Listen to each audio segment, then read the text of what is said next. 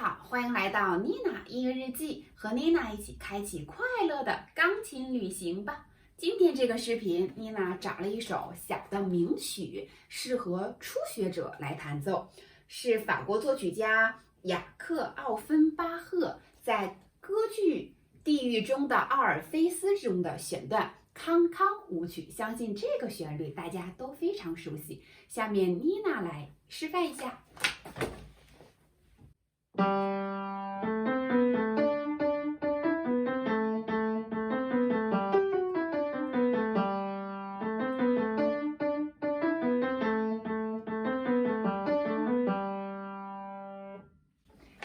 非常短，但是旋律是非常熟悉的。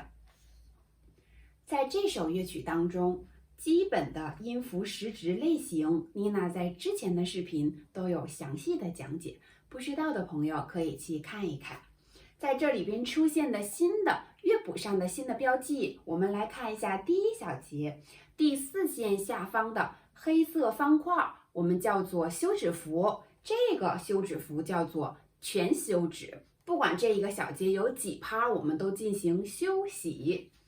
第4小节，我们看到又出现了一个小方块，但它是在第3条线上方出现的这个小方块，我们叫做2分休止符。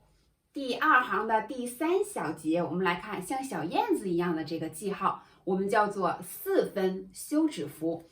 这一首小的乐曲当中出现了3个休止符，是我们初学者应该掌握的。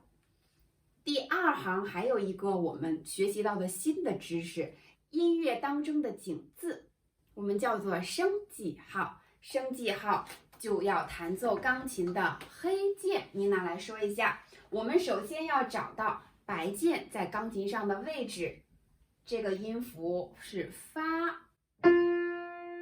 出现了升记号，我们要弹发音上方右上方的黑键，弹下去升发。